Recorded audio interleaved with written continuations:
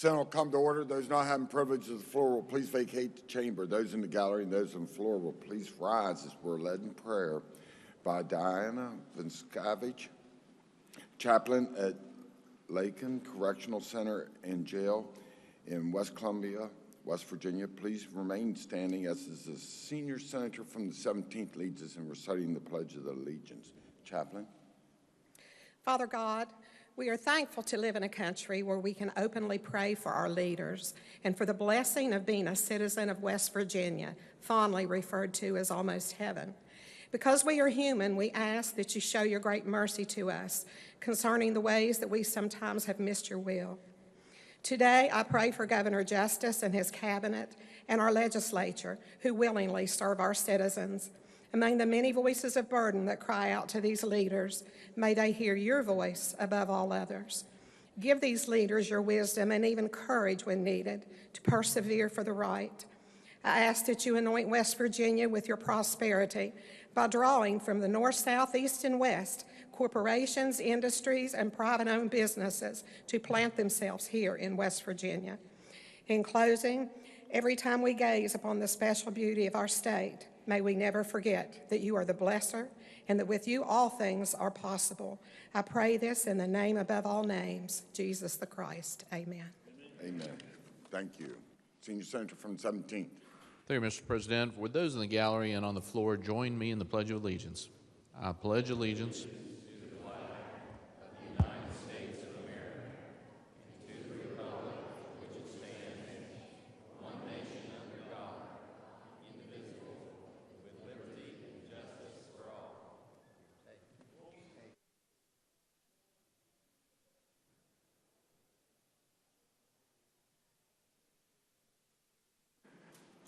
Reading the journal. West Virginia Legislature, Senate Journal, February 23rd, 2023. The Senate met at 11 a.m. Senator from Harrison requests unanimous consent that further reading the journal is dispensed with and the journal be approved. Is there objection? Chair hears none. Further reading of the journal is dispensed with and the journal is approved. Introduction of guest. On behalf of the Senate, it is my pleasure to welcome our honorary pages today. Please stand and be recognized as your name is called. A guest is the Senior Senator from the 4th, Grayson Stiers. As guest is the Senior Senator from the 8th, Makara Reese, Julia Means, and Jalariah White. Forgive me. As guest is the Senior Senator from the 5th, Macy Smith and Mara Williamson. Will the Senate please make them feel welcome?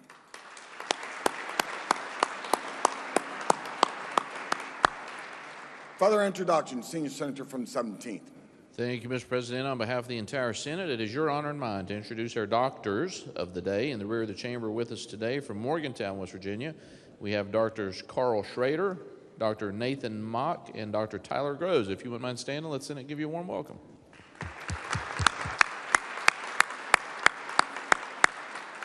Senior Senator from the 5th. Thank you, Mr. President. It's my distinct honor to introduce mother of one of the pages, but before I do that, I also want to say something about the two pages.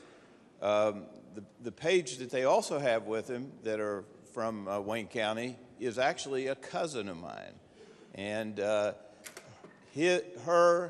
great-great-grandfather and my grandmother were brother and sisters. My grandmother Palmer was a Smith, and it's pretty interesting. But we have in the gallery a person that I've worked with for many, many years. She has worked at the Marshall University Forensic Science Center, but she's now on her own, and that's Misty Morrow, if she would stand.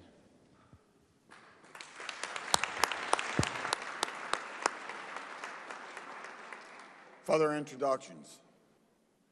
Senator from Mason. Mr. President, in the President's Gallery, I have some very special guests, and I'm going to call their names. But my 4th grade class from Leon Elementary and the 3rd graders as well, along with some of my favorite colleagues and coworkers, are watching in the gallery today. So as I call your names, guys, please stand up. We have Brooke Blankenship, Alexis Brown, Aaron Peck, Levi Payne, Peyton DeWeese, Katie Smith, Where'd she go? Oh, there you are. Alex McCowan. We have Josh Blankenship. Will Hickman. We have Kasha Livingston. And Justin Hudnall. We have, who did I miss? Braden Sayre. Brianna Gibson. My daughter Easton is also with her classmates up there. And then we have the third graders. Third graders, I'll call your name. You guys go ahead and stand up, okay? Allie, Serenity, Hannah, Austin, Wilby, Rocky, and Colton, and Easton. Did I get everybody? I think I did. Great. And then Miss Rochelle Olinger, Mrs. Blair Baumgartner, our nurse Kristen Gilly, our bus driver, sweet Ray Robinson, who brought my kids down today, and Dr. Richard Sargent, who has taken really good care of my students while I'm gone. If the Senate would please make them all feel really welcome.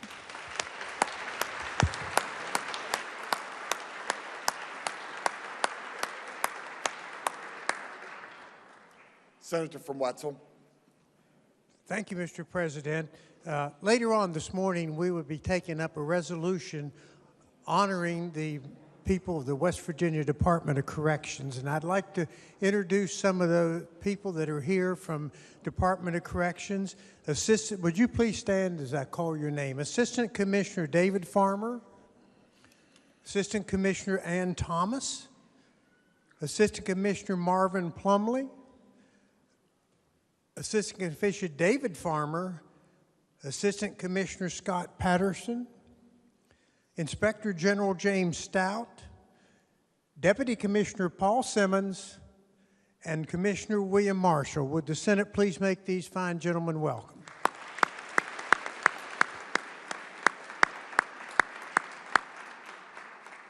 Junior Senator from the 7th. Thank you, Mr. President. It's my honor to introduce some good friends and good public servants from Lincoln County that are joining us in the South Gallery. So each of you stand whenever I read out your name. County CPAC Director Daniel Cartwright, Vice Chair of the Lincoln County CPAC Daniel Cartwright, Chairman of the Lincoln County CPAC Nick Whitten, School Board Member Jody Pistori, County Clerk Christy Scraggs, Circuit Clerk Brian Grayley, County Assessor Jamie Linville and his father and Pastor Ronnie Linville, a great friend of law enforcement, Danny Clayton, and Hamlin City Council member Harold Keener. Mr. President, if all those I introduced will stand, I ask this body make them feel welcome.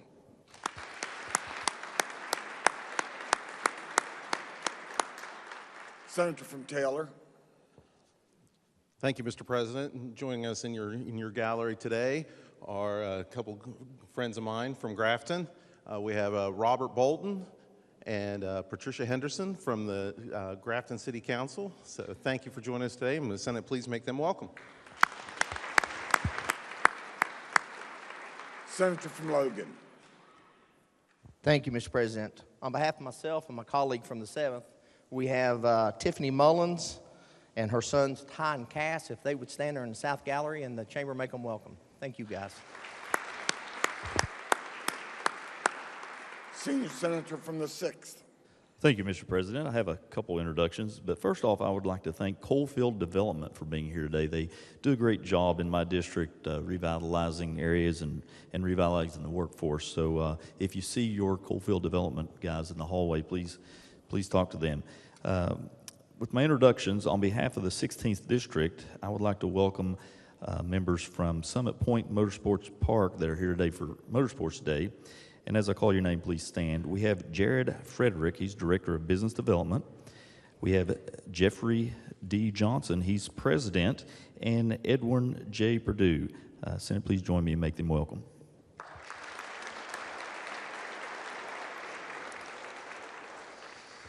Also, Mr. President, coming all the way from Washington, D.C. for Motorsports Day, we have members of SEMA and PRI.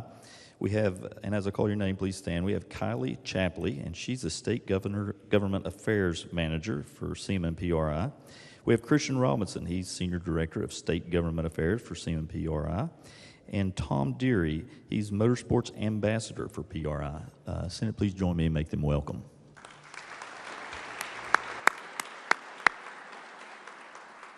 Senator from Harrison. Thank you, Mr. President. On behalf of West Virginia Motorsports Day at the Capitol, I have the honor and privilege of introducing the first family of motocross here in West Virginia. More than 50 years ago, Dave and Rita Coombs, two Morgantown area school teachers, turned their love for motorcycles into the Blackwater 100 motorcycle race held in Davis, West Virginia. 50 years later, and while Dave is no longer with us, Rita Coombs still leads MX Sports and Racer Productions, along with her children, Carrie, Davey, and Tim. Headquartered in Morgantown, West Virginia, the Coombs family is recognized throughout the country as a leader in motorcycle racing for amateurs and professionals. This year, Racer X, GNCC, and MX Sports will participate and manage more than 60 races in 14 states, including 5 right here in West Virginia. The five races here in West Virginia bring tens of thousands of racers, spectators, and motorcycle enthusiasts to West Virginia with an economic impact of tens of millions of dollars. Today, joining us, I'd like to ask if you please stand when I call your name. Rita Coombs is here in the gallery with us today. Carrie Russell, Davey Coombs, my friend Tim Cotter is with us today, and the entire GNCC, Racer X, and MX Sports family. I'd like for all of you all to stand and please let the Senate make you feel welcome.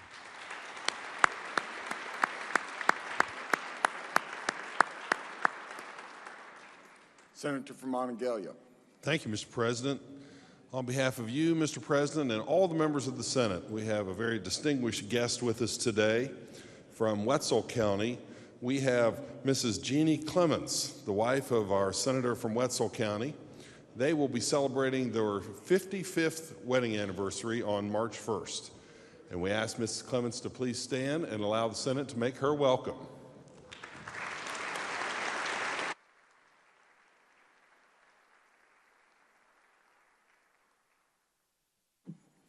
Further announcements. Senator from Morgan.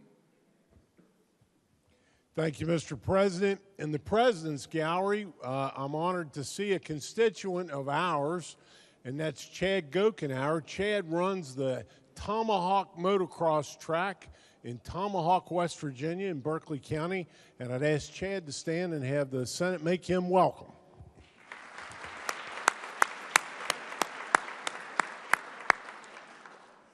Senior Senator from the 17th. Thank you, Mr. President. In the rear gallery, we also have with us today Dr. Sarah Embry. She's here with other pharmacists across the state representing the Health System Pharmacists and West Virginia Pharmacists Association. If she would mind standing and let the Senate give her a warm welcome. Senior Senator from the 8th. Thank you, Mr. President. Today we have seated with us in the President's Gallery the chaperones of our pages from the West Side Middle School. I'd ask their teacher, Emily Hughes, if she would stand, and the Senate, please make her welcome.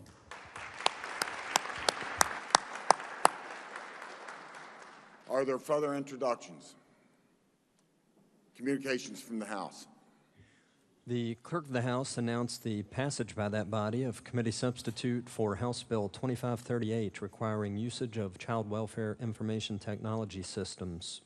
Message will be received and the bill will be referred to the Committee on Health and Human Resources, then the Committee on Finance. House Bill 2607 clarified that vehicles with a capacity larger than 10 passengers may be used to transport students, provided that no more than 10 passengers may be transported at one time.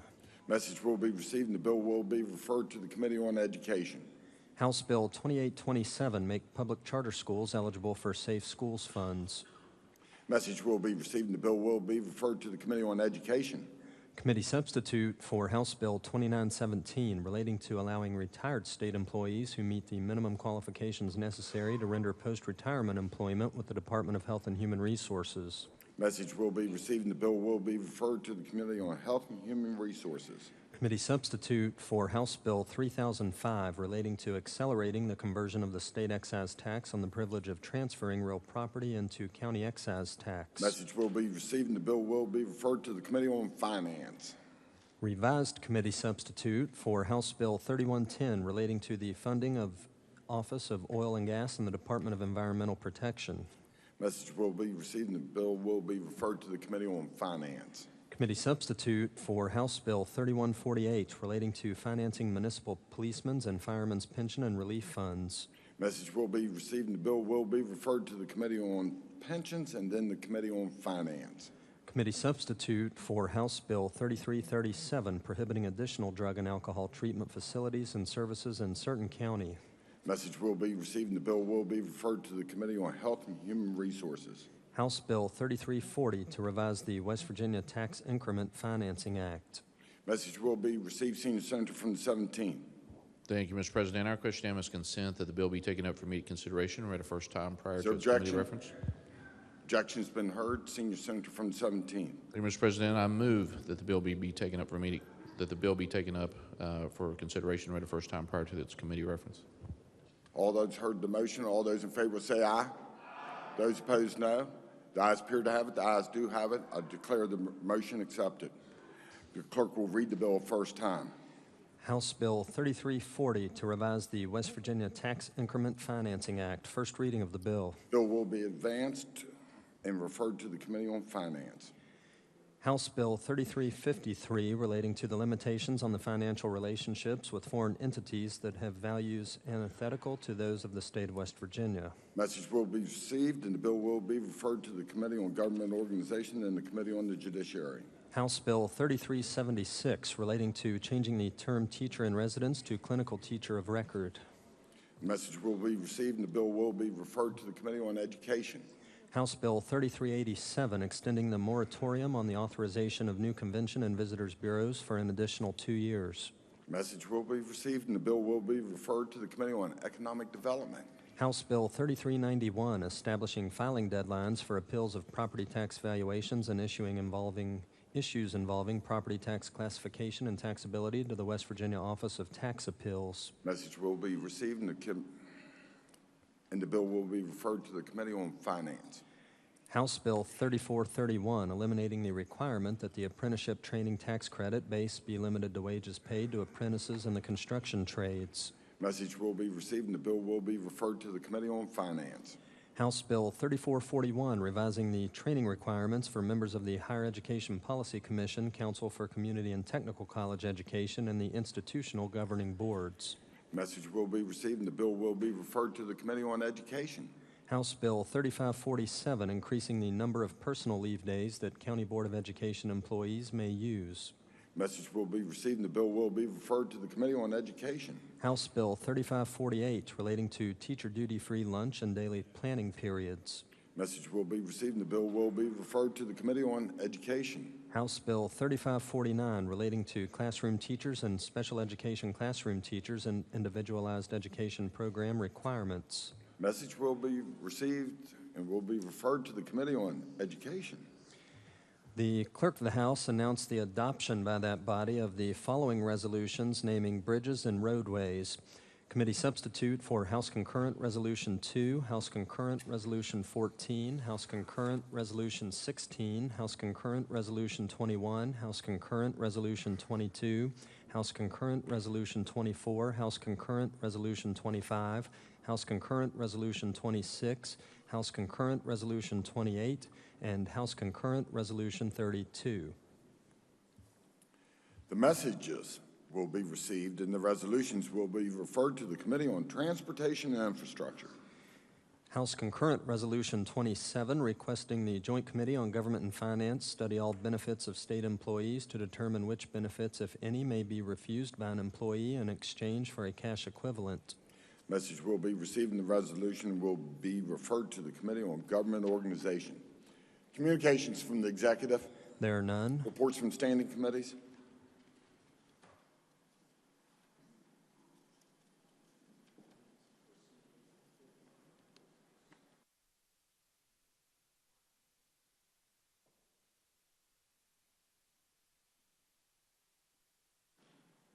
Senior Senator from the 17th. Thank you, Mr. President. Request unanimous consent to go to the fifth order of business. Is there objection?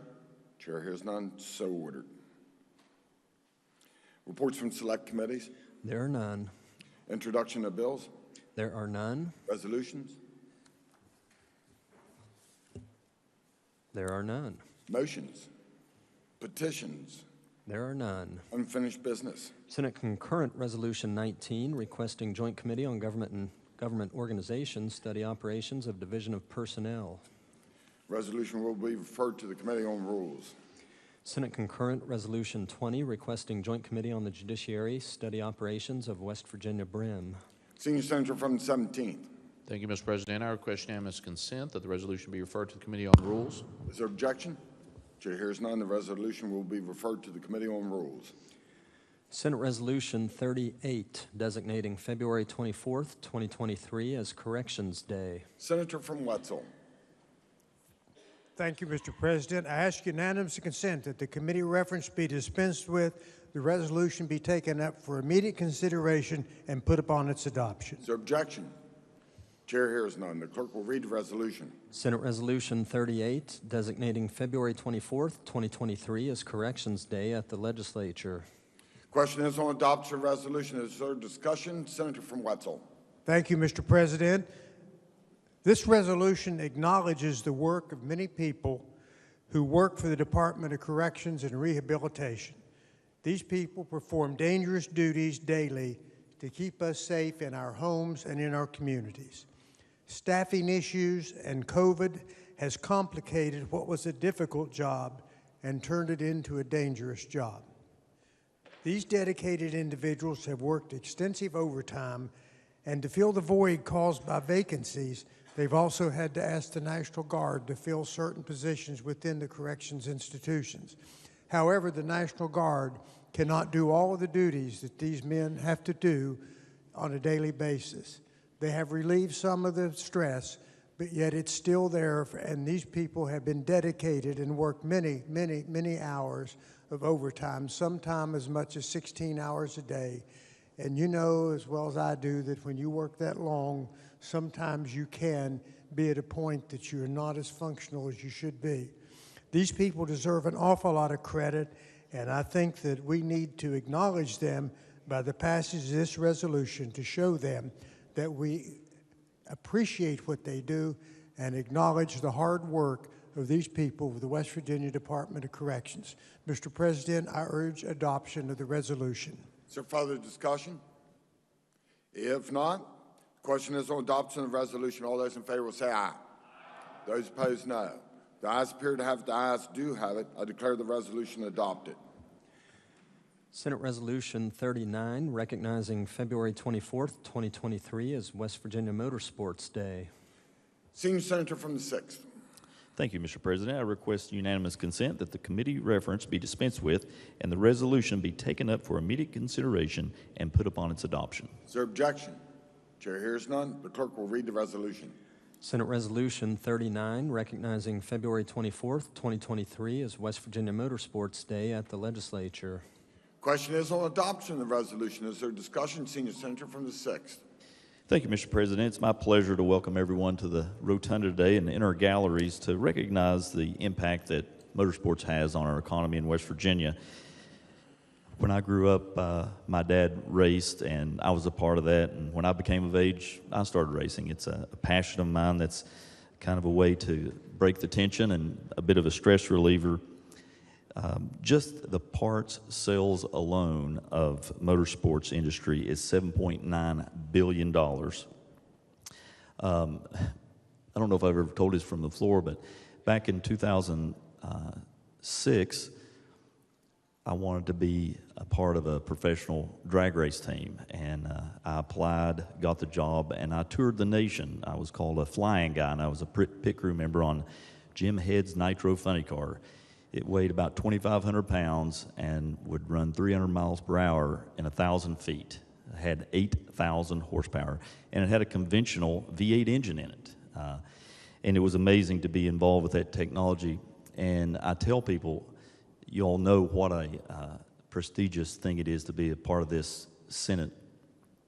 But I rank it up there with being a senator, to be a part of a televised thing on ESPN, and every now and then I'd tell my mom, I was like, that's the back of my head right there on TV. But, you know, I did get interviewed on ESPN, and just taking all my years of working on race cars myself personally and getting to put that toward a professional career in racing, it was an honor. But I feel like that motorsports is maybe under-recognized here in West Virginia and the economy that they bring here.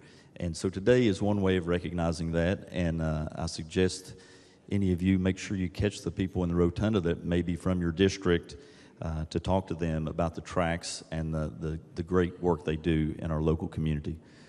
Thank you, Mr. President. Is there further discussion?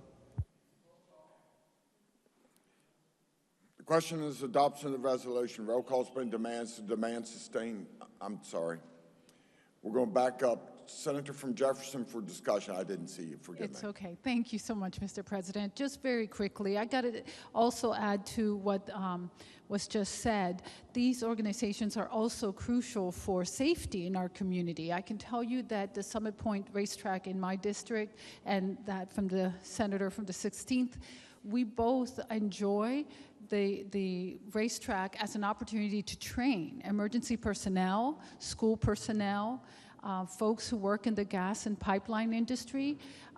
They actually sponsor and have trainings there at this racetrack from all over the Eastern Panhandle. And it is a great thing that they do for our community and something that everyone should participate in because it helps you be better and safer as a driver and also in emergency situations. So I really thank them for the great work and the openness that they have to help in our community.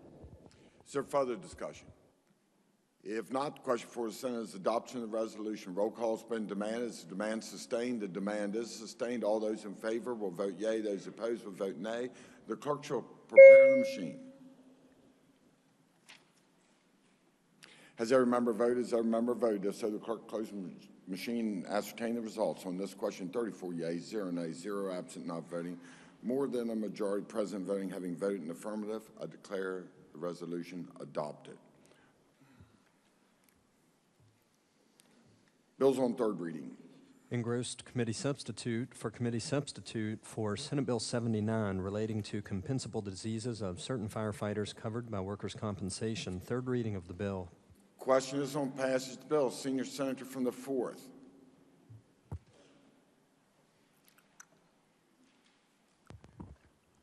Thank you, Mr. President.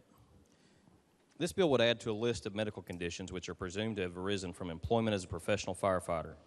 Currently, that list includes cardiovascular or pulmonary disease, leukemia, lymphoma, and multiple myeloma. This bill would add bladder cancer, mesothelioma, and testicular cancer. To be eligible for the receipt of workers' compensation benefits, the illness or injury must have occurred within 6 months of participating in firefighting or training drills or exercises. The firefighter must have been actively employed for a minimum of 5 years as a firefighter. The firefighter must not have used tobacco products for at least 10 years, and he or she may not be over the age of 65. The presumption related to bladder cancer, mesothelioma, or testicular cancer will sunset on July 1, 2027. Mr. President, I urge passage of the bill. Question is on passage of the bill. Is there discussion? Senator from Marshall. Thank you, Mr. President. I'd like to say in support of the bill. I just wanted to point out one quick thing that we passed the first 3 out of Health and Finance. I think it was 4 or 5 years ago. It was a lymphoma, leukemia, and whatever the other one was. And to date, in about it's either been 4 or 5 years, there's only been one case or one compensable disease claimed, and that firefighter's already back to work. So when you do these bills, everyone always afraid that the floodgates are going to open. That's just not the case. I'd urge passage. Is there further discussion? If not, the question for the Senate is, shall the bill pass? All those in favor vote yea. Those opposed vote nay. The clerk shall prepare the machine. Has every member voted? Has every member voted? If so, the clerk close the machine and ascertain the results. On this question, 34 yeas, 0 nays, 0 absent, not voting. More than a majority of those voting having voted in the affirmative, I declare the bill passed. Senior Senator from the 17th. Thank you, Mr. President. I move the bill be made effective from passage and request unanimous consent that the roll call used on passage of the bill be used to make it so effective. Senior Senator from the 17th moves the bill be made effective from passage and request unanimous consent that the roll call used on the passage of the bill be used to make it so effective. Is there objection? Chair hears none on this question. 34 yeas, 0 nays, 0 absent, not voting. More than two-thirds of those elected to the Senate having voted in the affirmative, I declare the bill effective from passage. The clerk will communicate the action of the Senate to the House. Engrossed committee substitute for Senate Bill 268 relating to PEIA. Senior Senator from the 17th. Thank you, Mr. President. I request unanimous consent that the bill over one day while retaining its place on the calendar. Is there objection? Chair hears none. So ordered. Engrossed committee substitute for Senate Bill 423 increasing salary for certain employees. Senior Senator from the 17th. Thank you, Mr. President. I request unanimous consent that the bill over one day while retaining its place on the calendar. Is there objection? Chair hears none. So ordered. Engrossed committee substitute for Senate Bill 554 exempting purchases made by auditor and West Virginia Enterprise Resource Planning Board from certain provisions of West Virginia Code. Third reading of the bill. Question is on passage of the bill. Senator from Summers. Thank you, Mr. President. SB 554 excludes the State Auditor's Office and the Enterprise Resource Planning Board from the purview of the Purchasing Division when those entities purchase commodities, computer software, computer hardware, or professional and contractual services to perform their duties. I'm happy to answer questions, but otherwise urge passage of the bill. Question for Senate is, shall the bill pass? Is there discussion? If not, the question for the Senate is, shall the bill pass? All those in favor vote yea. Those opposed vote nay. The clerk should prepare the machine.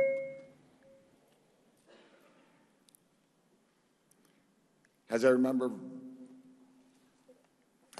voted? Has every member voted? If so, the clerk close the machine. Ascertain the results on this question. 33 yeas, 1 nay, 0 absent, not voting. More than a majority of those present voting having voted in the affirmative, I declare the bill passed.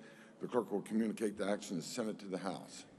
Engrossed committee substitute for Senate Bill 616, West Virginia Veterans Home Loan Mortgage Program of 2023. Third reading of the bill. Question is on passage of the bill. Senator from Brooke.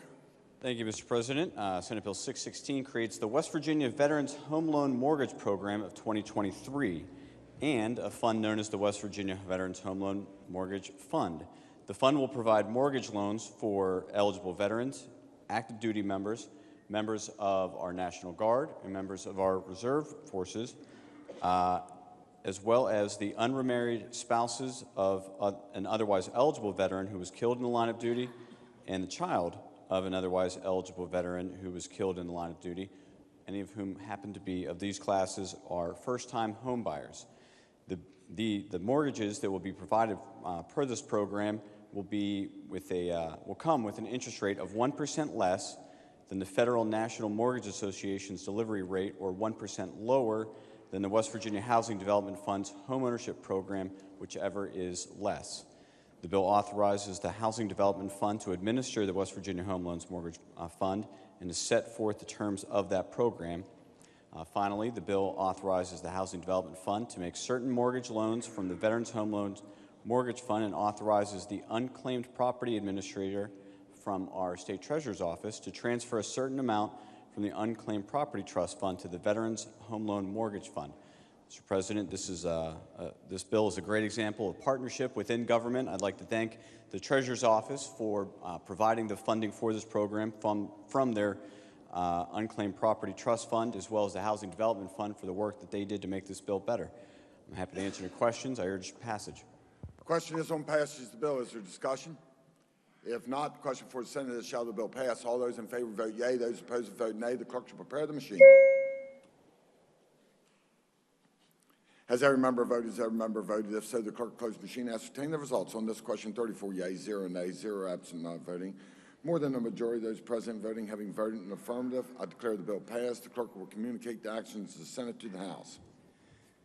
Engrossed committee substitute for Senate Bill 617 relating to Intellectual and Development Disabilities Waiver Program Workforce Study. Third reading of the bill. Question is on passage of the bill. Senator from Marshall. Thank you, Mr. President. The purpose of this bill is to require that the Joint Committee on Government and Finance to produce a workforce study that addresses specific factors related to personnel pay in the Intellectual and Developmental Disabilities Waiver Program. The study shall address the hourly pay for different IDDW program personnel categories in the state and in surrounding states. The study would then require the Joint Committee to recommend the hourly pay for each IDDW program category. The study shall be started no later than July 1st, 2023, and is due prior to the 2024 legislative session. Furthermore, Mr. President, this bill requires that the Bureau for Medical Services conduct an annual study reviewing the adequacy of reimbursement rates to the IDDW program providers, and that BMS recommend any adjustments to those rates based on the findings. This capitation rate review shall be due July 1st, 2024, and annually thereafter. Mr. President, I urge passage. Question is on passage of the bill. Is there discussion? If not, the question for the Senate is, shall the bill pass? All those in favor vote yea. Those opposed vote nay. The clerk to prepare the machine. Has every member voted? Has every member voted? If so, the clerk close the machine. Ascertain the results on this question. 34 yeas, 0 nays, 0 absent, not voting. More than a majority of those present voting having voted in the affirmative, I declare the bill passed. The clerk will communicate the action of the Senate to the House. Engrossed committee substitute for Senate Bill 646, creating emeritus physician license. Third reading of the bill. Question is on passage of the bill. Senator from Marshall. Thank you, Mr. President. The proposed bill allows the Board of Medicine to issue an honorific emeritus license to the retired physicians, retired podiatrists, and physician assistants who have practiced in West Virginia in good standing for at least 10 years prior to retirement. This license would be issued without charging an application or issuance fee. It would not allow its holder to practice medicine. It would be valid for the holder's life unless revoked by the board. The bill also sets forth eligibility and application requirements, grounds for denial or revocation, and voluntary relinquishment process. The board has the authority to promulgate legislative rules to effectuate these provisions. Mr. President, I urge passage.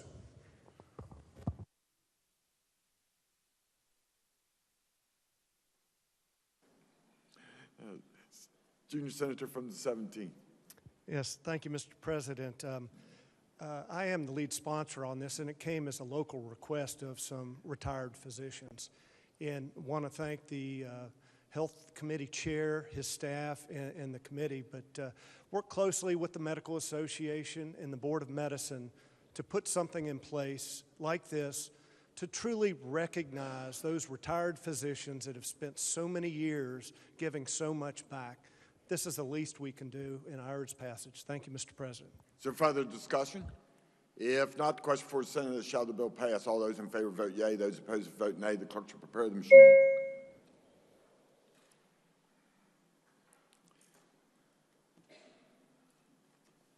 Has every member voted? Has every member voted? If so, the clerk close the machine. Ascertain the results on this question. 34 yeas, 0 nays, 0 absent, not voting.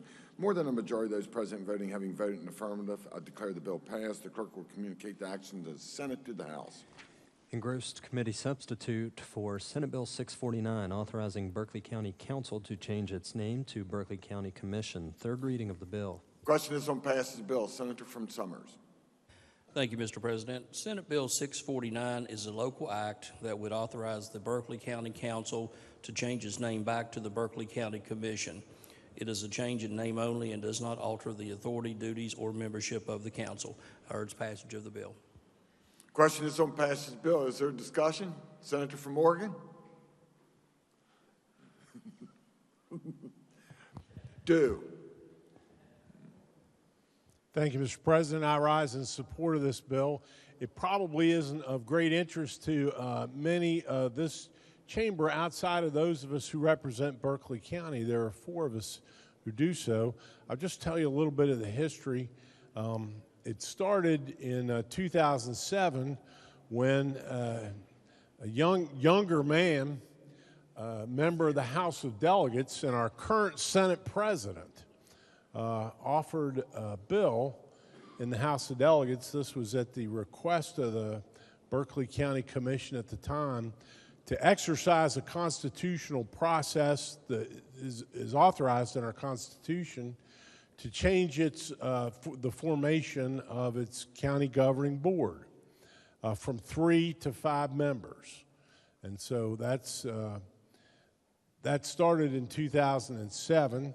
The Young Delegates bill was killed in the West Virginia Senate, And the year later, a similar bill, perhaps an identical bill, was introduced in the West Virginia Senate, which passed, and authorized Berkeley County's government, its county commission, to be composed of 5 instead of 3 members.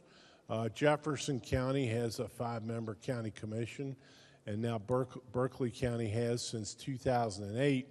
I'm not aware of any other counties in the state that have that, but it was done by local act. And the local act, which applied to Berkeley County specifically, required that it would be referred to as the Berkeley County Council.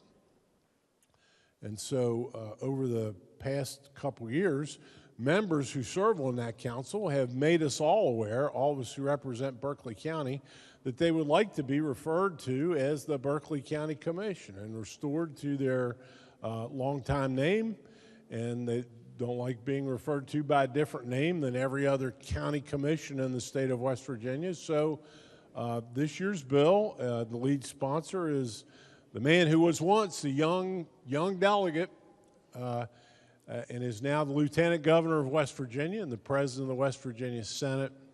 And I hope that all members will, although it probably doesn't affect any of your counties in any way, support this bill, this local act, which will authorize, doesn't require, it'll leave it up to the elected members of the Berkeley County Council/Commission to decide by which name they wish to be known and referred. I urge passage of the bill.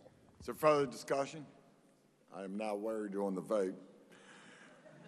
Question is on passage of the bill. All those in favor vote yea. Those opposed will vote nay. The clerk shall prepare the machine. I knew it.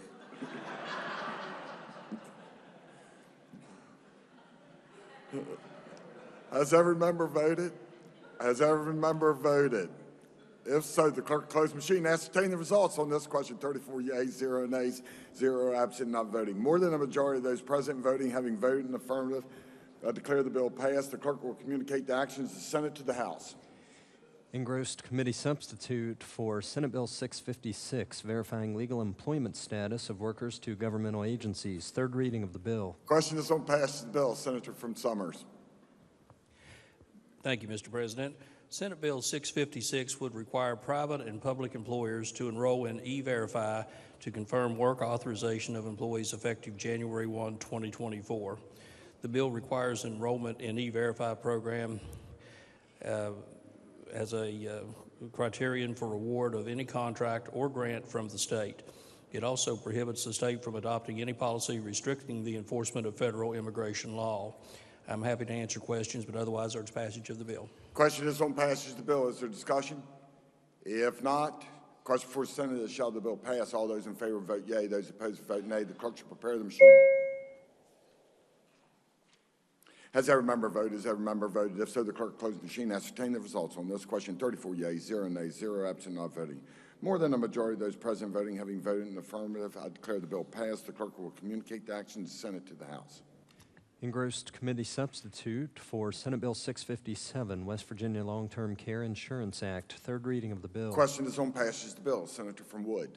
Thank you, Mr. President. This bill amends one section in the insurance code in our Long-Term Care Insurance Act, which sets out disclosure requirements. The bill provides that unless clear notice is provided to the insured, long-term care insurance may not, 1, refuse to pay benefits for home-based or community-based care, 2, provide more benefits for facility-based care than for home-based or community-based care, or 3, require facility-based care as a prerequisite to paying benefits for home-based or community-based care.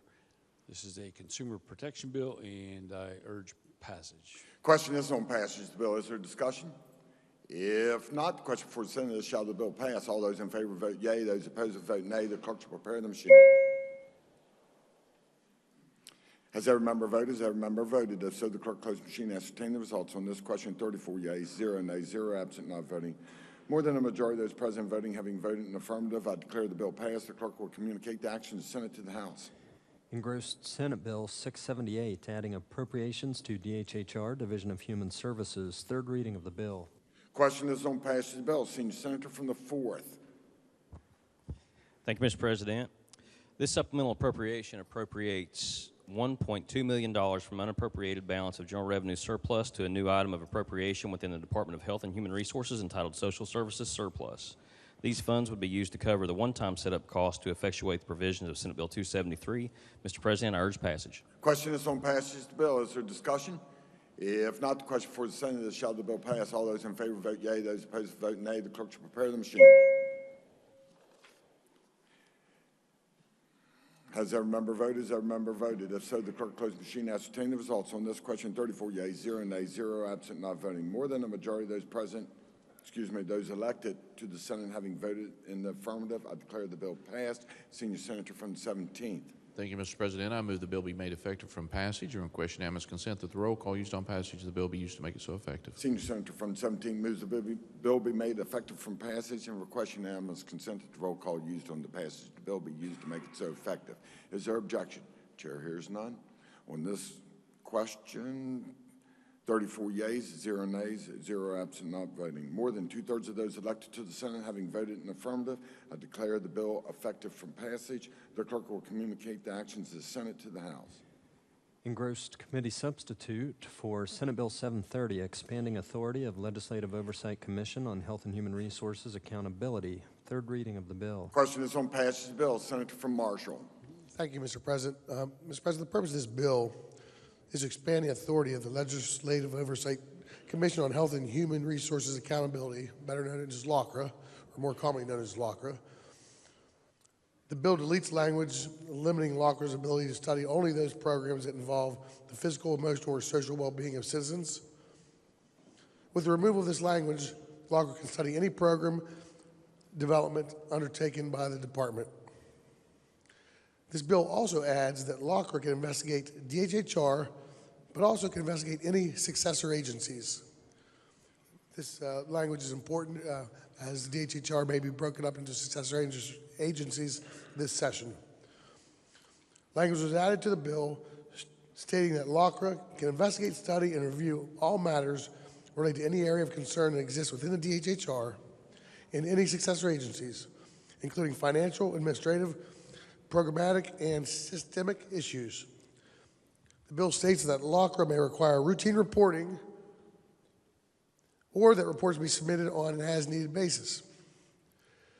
The bill also provides that submission instructions and the format of submission of these reports may be designated by LOCRA or the Joint Committee. Mr. President, it's a very good bill, and I'd like to give special thanks to the Health Council for helping with this bill, just like she does with every bill, but this one in particular, and I'd urge passage. Question is on passage of the bill. Is there discussion? If not, the question before the Senate is, shall the bill pass? All those in favor vote yea. Those opposed vote nay. The clerk shall prepare the machine.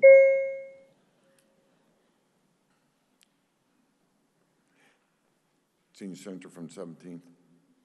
Has every member voted? Has every member voted? If so, the clerk close the machine. Ascertain the results on this question. 34 yea, 0 nay, 0 absent, not voting. More than a majority of those elected to the Senate having voted in the affirmative, I declare the bill passed. Senior Senator from the 17th.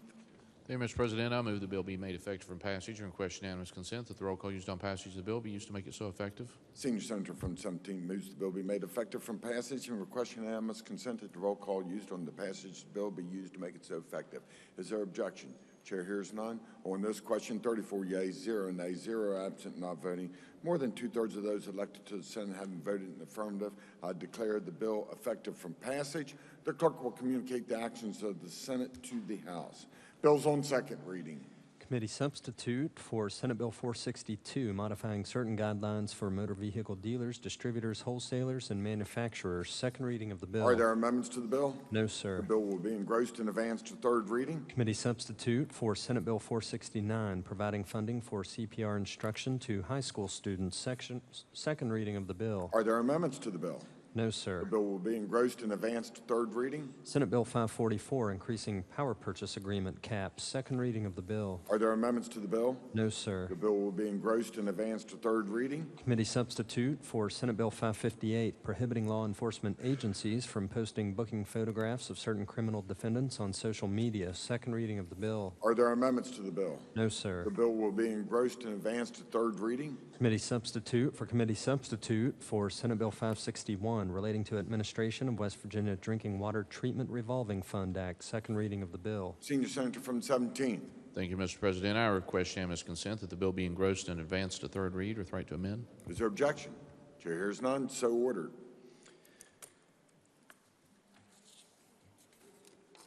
Committee substitute for Senate Bill 585, prohibiting county commissions from adopting any authorization that exceeds state law regarding agricultural operations. Second reading of the bill. Are there amendments to the bill? No, sir. The bill will be engrossed and advanced to third reading. Committee substitute for Senate Bill 613, relating generally to certificates of need. Second reading of the bill. Senior Senator from the 17th. Thank you, Mr. President. I request unanimous consent that the bill be engrossed and advanced to third with right to amend. Is there objection?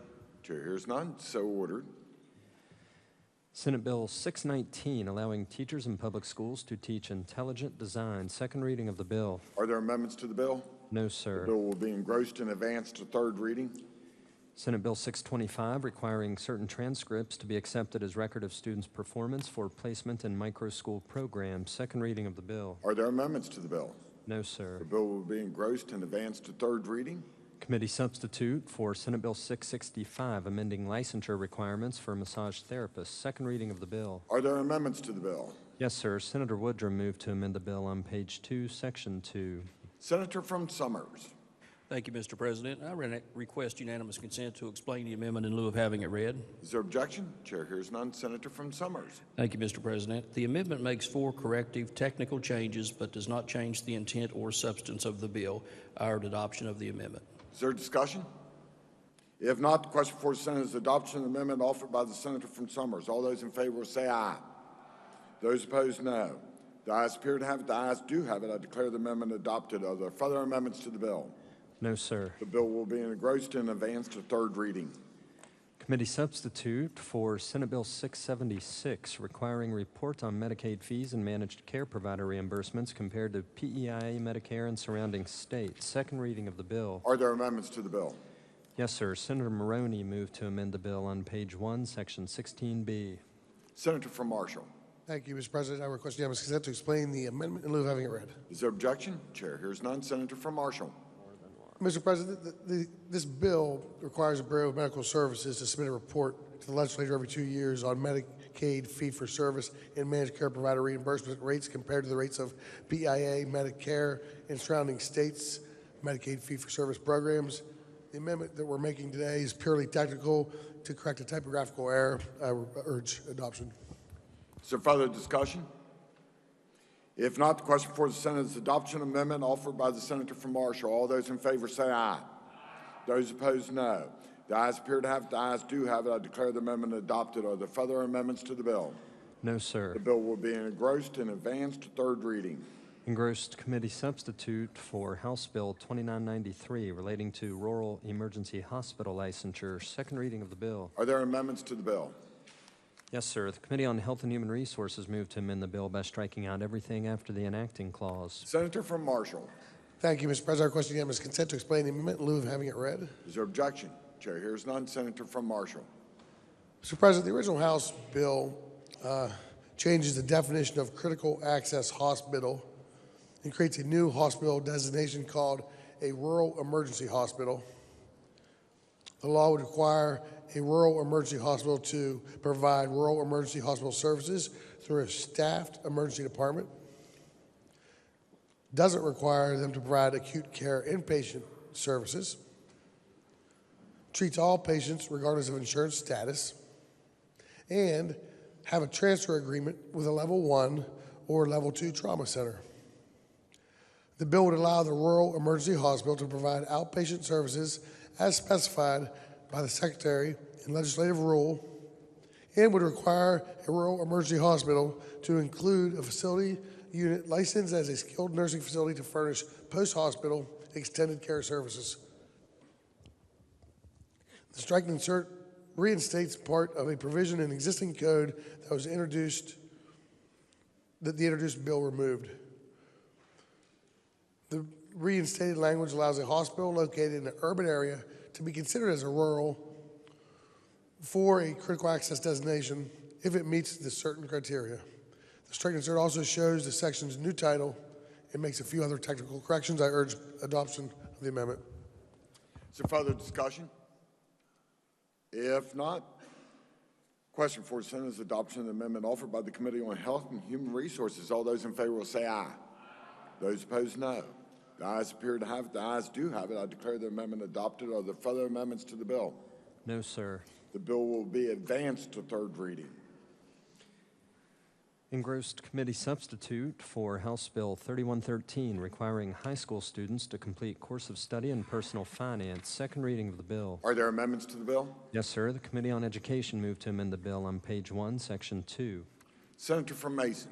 Mr. President, I request unanimous consent to explain the amendment in lieu of having it read. Is there objection? Chair hears none. Senator from Mason. Thank you. Beginning with the class of students entering in the 9th grade in the 2024-25 school year and thereafter, each high school student shall complete one half-credit course of study in personal finance during their 11th or 12th grade year as a requirement for high school graduation. The State Board of Education shall develop and issue implementation guidance to local school boards and other education agencies as to the curriculum, content matter standards, eligible teacher certifications, and graduation requirements the course may fulfill before July 1st, 2024. Mr. President, I urge adoption. Is there discussion? If not, question for the Senate is adoption of the amendment offered by the Committee on Education. All those in favor say aye. Those opposed, no. The ayes appear to have it. The ayes do have it. I declare the amendment adopted. Are there further amendments to the bill? No, sir. The bill will be advanced to third reading. Engrossed committee substitute for House Bill 3317, relating to removing specific continuing education requirements. Second reading of the bill. Are there amendments to the bill? Yes, sir. The Committee on Health and Human Resources moved to amend the bill by striking out everything after the enacting clause. Senator from Marshall. Thank you, Mr. President. Request unanimous consent to explain the amendment in lieu of having it read. Is there objection? Chair hears none. Senator from Marshall. Mr. President, strike and insert amendment unstrikes original language in the bill regarding timeframes for completion of the training for an initial license. This provision states that a person who receives an initial license shall complete the initial continuing education within 1 year of receiving his or her initial license. Mr. President, I urge adoption of the amendment. Is there further discussion? If not, the question before the Senate is adoption of the amendment offered by the Committee on Health and Human Resources. All those in favor say aye. Those opposed, no. The ayes appear to have it. The ayes do have it. I declare the amendment adopted. Are there further amendments to the bill? No, sir. The bill will be advanced to third reading. Bills on first reading. Senior Senator from the 17th. Thank you, Mr. President. I request unanimous consent that all bills on first reading be considered read a first time and advanced to second reading. Is there objection? Chair hears none. So ordered. Senior Senator from the 17th. Mr. President, I request unanimous consent to return to the full floor. Is there objection?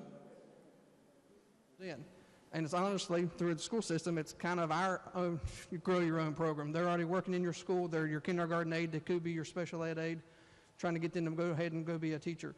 It gives them the opportunity to do that. While they're doing that, they're also able to get that teacher salary because they're working on a permit. You can work, they can go ahead and work towards their education degree or go through an alternative certification program, but they're getting that salary while they're doing it. And a teacher's salary is a whole lot higher than an aide salary. And basically, the aides are doing most of the work anyway, especially when you have a substitute in there, because the sub is basically a placeholder. The aide is the one doing the work anyway. This just gives them the opportunity to be able to do that. Urge passage. The question before the House is, shall the bill pass? Those in favor of passage of the bill will vote aye. Those opposed will vote no. The clerk will prepare the machine. Has every member voted? If so, the clerk will close the machine and ascertain the result on this question. There were 71 ayes, 22 nays, and 7 members absent. The majority of members voting in the affirmative. The chair declares the bill passed. The clerk will please report the title. Committee substitute for House Bill 2761 to allow classroom aides with 10 or more years of service and good evaluations to bid on teaching positions. Are there title amendments? If not, the title as read by the clerk will be and remain the title of the bill. The clerk will please communicate the action of the House and the Senate. Next bill on third reading. Committee substitute for House Bill 2865 to clarify that the PSC may enter an order requiring corrective measures up to and including an acquisition of a distressed or failing utility. Are there objections to having this bill explained in lieu of having it read? If not, the gentleman at 22nd Nugget Linville to explain the bill. Thank you, Mr. Speaker, and good afternoon, everyone. House Bill 2865 amends 4 sections of code, all relating to the power of the Public Service Commission to enter an order in a distressed or failing utility case that requires corrective measures up to and including acquisition of that failing utility. The bill provides the Commission shall provide the list of potentially unstable water and wastewater utilities to statewide water or wastewater technical assistance nonprofits. It provides that the Commission staff shall publish annually by hyperlink the list of potentially unstable water and wastewater utilities on the Commission's homepage. It further provides that eligibility of a utility to receive state grant funding and federal grant funding in a similar manner as the distressed utility is a factor in determining whether a utility is a capable proximate utility. It further provides that petitions filed with the Commission include factual data supporting the justification for the utility to be considered as a distressed or failing utility. It further provides that high loss and unaccounted for water is not prima facie evidence of a distressed or failing utility, and it further clarifies that an acquiring utility becomes such only after approval of the necessary operating agreement. That is a summarization of the bill, Mr. Speaker, and I do urge passage. The question before the House is, shall the bill pass? Is there debate on the bill? Is there debate on the bill? If not, those in favor of passage of the bill will vote aye. Those opposed will vote no. The clerk will prepare the machine.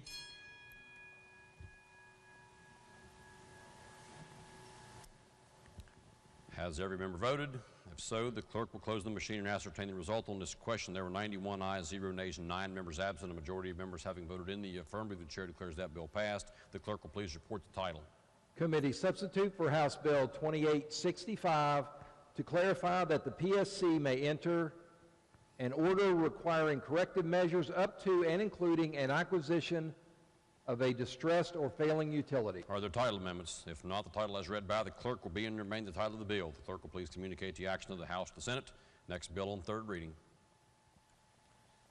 House Bill 3166 to permit a hospital to hold a patient experiencing a psychiatric emergency for up to 72 hours. Are there objections to having this bill explained in lieu of having it read? If not, the lady from the 73rd, Dr. Summers, to explain the bill. Thank you, Mr. Speaker. Currently, West Virginia law allows the involuntary hospitalization of persons who present to the emergency room experiencing a mental health emergency for 72 hours. This bill adds the word patient to make the statute more clear that this law also applies to inpatients. I urge passage. The question before the House is, shall the bill pass? Is there debate on the bill? If not, those in favor of passage of the bill will vote aye. Those opposed will vote no. The clerk will prepare the machine.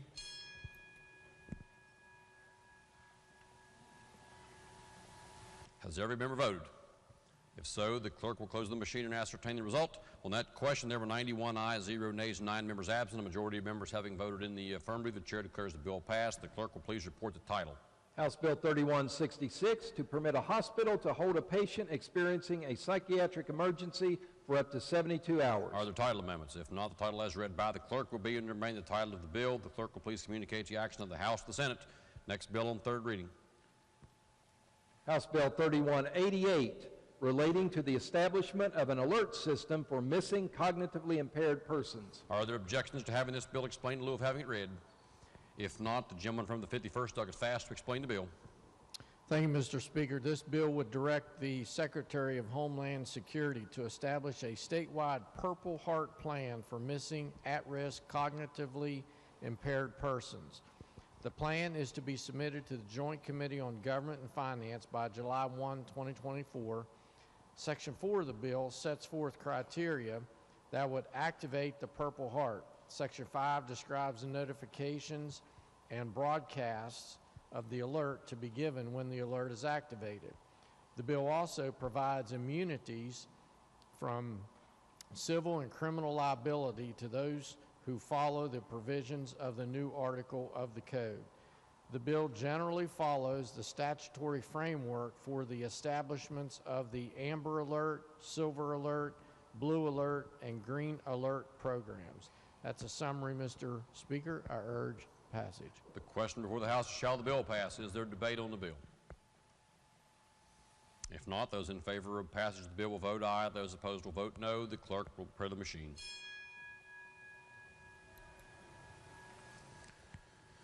Has every member voted?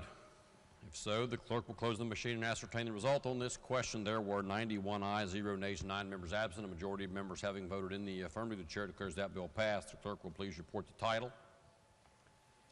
House Bill 3188, relating to the establishment of an alert system for missing cognitively impaired persons. Are there title amendments? If not, the title as read by the clerk will be and remain the title of the bill. The clerk will please communicate the action of the House to the Senate. Next bill on third reading. Committee substitute for House Bill 3189, the PFAS Protection Act. Are there objections to having this bill explained in lieu of having it read? If not, gentleman from the 72nd, Douglas Riley, to explain the bill. Thank you, Mr. Speaker. In 2020 regular session, the legislature passed Senate Concurrent Resolution 46, which requested DEP and DHHR initiate a study to sample PFAS substances in the public water supplies. The study found that these chemicals are present in some of our raw water sources. EPA has issued health advisories for 4 of these chemicals and has committed to establishing drinking water standards in 2023.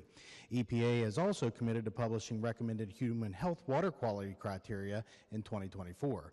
This bill recognizes the importance of identifying sources of these chemicals so that they can be addressed to minimize impacts to the public drinking water. Under the bill, DEP is required to identify and address sources of these chemicals and write action plans for raw water sources. They are to provide information for inclusion in consumer confidence reports. They are also to recommend necessary changes to statutes, rules to address the chemicals. All facilities that discharge under an NPS permit and manufacture or use these chemicals must self-report and monitor discharge.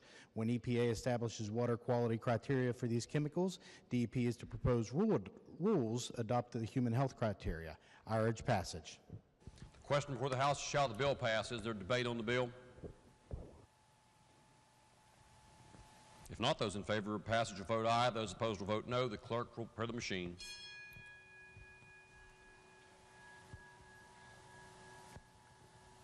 Has every member voted? If so, the clerk will close the machine and ascertain the result on that question. There were 82 ayes, 9 nays, 9 members absent. A majority of members voting in the affirmative. The chair declares that bill passed. The clerk will please report the title. Committee substitute for House Bill 3189, the PFAS Protection Act. Are there title amendments? If not, the title as read by the clerk will be and remain the title of the bill. The clerk will please communicate the action of the House to the Senate. For what purpose, those gentlemen from the 22nd, Douglas Lynn, will seek recognition. Thank you, Mr. Speaker. I would ask unanimous consent to return to the consideration of House Bill 2860, for the committee substitute for House Bill 2865 for the purpose of a motion for the effective date. Okay, the gentleman ask unanimous consent to return to further consideration of committee substitute for House Bill 2865 for purposes of an effective date. Are there objections to that? Okay, there are no objections. The gentleman is recognized. Mr. Speaker, I move that the bill take effect from passage. Gentleman, the 22nd, Douglas Linville, moves that committee substitute for House Bill 2865 be made effective from passage. Those in favor of that motion will please vote aye. Those opposed will please vote no. The clerk will prepare the machine.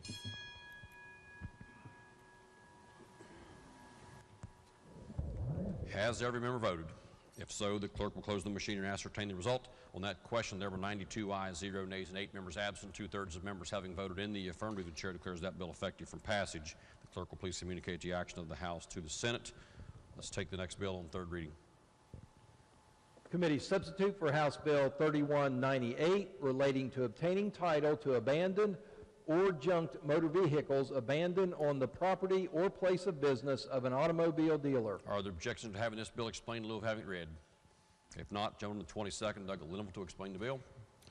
Thank you, Mr. Speaker. House Bill 3198 amends 2 provisions of code which limit the ability of a licensed motor vehicle dealer, as defined in 17A11 of this code, a licensed automobile auction, as defined in 17A6C1 of this code, or a motor vehicle repair facility or a towing company registered with the Public Service Commission pursuant to 24A2-2A of this code to petition for a certificate of title and registration for an abandoned motor vehicle or junked vehicle. That is a summarization of the bill, Mr. Speaker. I'm happy to answer any questions, and I do urge passage. Question before the House is, shall the bill pass? Is there debate on the bill? If not, those in favor of passage of the bill will vote aye. Those opposed will vote no. The clerk will prepare the machine.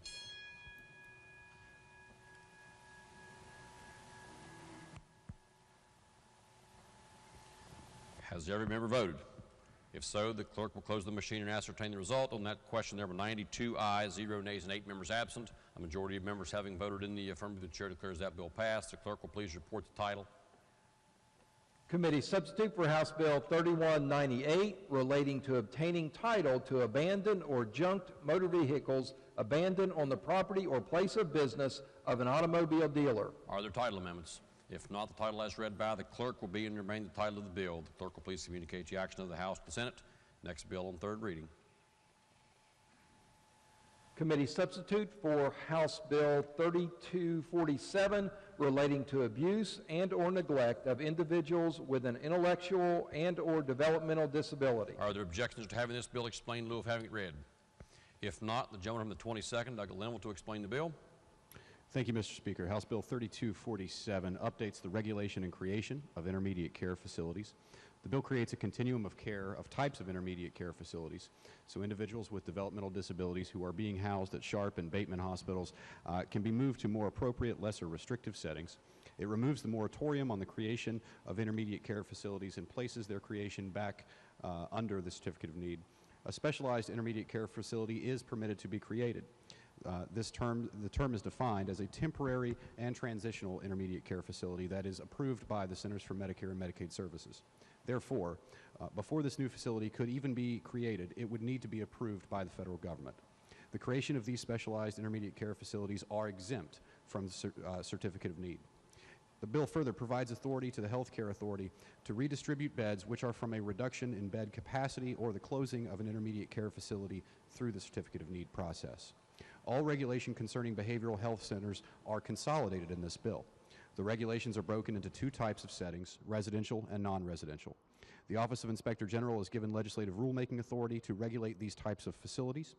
These regulations currently exist, but the OIG will break apart their legislative rules so they're easier to understand. The Office of Health Facility Licensure and Certification is given specific authority to inspect records and facilities. Legislative rules may include fines up to $100,000 and a reduction in bed capacity. An individual who has the state as a guardian shall be visited by his or her caseworker at least once per month. Caseworkers and advocates shall have unlimited access to consumers. It requires the Office of Inspector General to send county prosecutors any findings which may be subject to abuse and neglect. An annual report will be submitted to LACRA. And finally, the bill codifies the Independent Mental Health Ombudsman and provides that individuals, that individual with the power to investigate and resolve complaints filed on behalf of a consumer of a mental health care facility or a psychiatric hospital. Mr. Speaker, that is a summarization of the bill. I'm happy to answer any questions. I do reserve the right to close, and I urge passage. Question before the House: shall the bill pass? Is there debate on the bill? Gentleman the 27th, Doug Griffith. Thank you, Mr. Speaker. I ask a ruling on Rule 49 as we discussed. Pursuant to the set of facts that the gentleman relayed to the chair earlier today, it would be the ruling of the chair that the gentleman does belong to a class of greater than 5 individuals and therefore is directed to vote. Thank you, sir. Gentleman the 54th, Doug Pushkin. Thank you, Mr. Speaker. Same request. Yeah, same ruling. Pursuant to the set of facts the gentleman relayed, it would be the ruling of the chair that the gentleman should vote. Lady from the 56th, Doug Young. Thanks, Mr. Speaker. Same request. Same ruling. Gentleman, the lady would belong to a class of 5 or greater and is directed to vote. Gentleman from the 92nd, Doug Height. Mr. Speaker, I ask for the same request. Yes, it would be the same ruling. Gentleman does belong to a class of greater than 5 individuals and therefore is directed to vote. Lady from the 81st, Doug Walker. Mr. Speaker, I have the same request. Yes, it would be the same ruling. The lady would belong to a class of greater than 5 individuals and therefore would be directed to vote on the question. Is there other debate on the question of shall the bill pass? Gentleman from the 22nd, Doug Linville. Thank you, Mr. Speaker, and thank you for indulging me. Colleagues, I've explained the bill, but now I'd like to speak to it. If you'll recall, we had a report brought to us by the Department of Health and Human Resources. People would ask why we would need this bill. We need this bill because we need to be able to sleep at night. Mr. Speaker, I'm going to take a page out of the gentlelady from the 81st book. I'm going to read something. And I'm going to read every word into the record. There's a new one, by the way. that was on everybody's desks yesterday. Behavioral health centers provide a continuum of services for the treatment of some of the most vulnerable individuals in our state who are at risk of or suffering from mental, behavioral, or addictive disorders. These facilities treat individuals who require a higher level of care than many other facility types, including one-on-one care and daily nursing care. In recent years, the number and severity of incidents and other issues related to care of the consumer have arisen, leading to a crisis level. Additional protections for the vulnerable populations served by behavioral health centers is needed to maintain their safety, and in some instances, their lives. Outlined within are samplings of incidents and other issues that have occurred and been discovered as a result of regulatory activity at behavioral health centers in West Virginia. This list is not exhaustive, but representative. Facility and consumer names have been removed. Incidents. A 19-year-old consumer consumed unsecured antifreeze and did not receive outside medical attention for upwards of 12 hours, after which he was life-flighted to Charleston.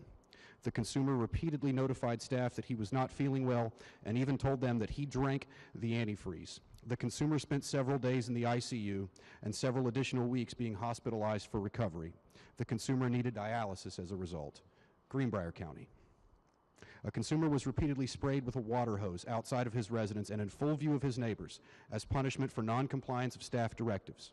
A concerned neighbor filmed this severe abuse and contacted OFLAC out of concern for the consumer's well-being. Marion County.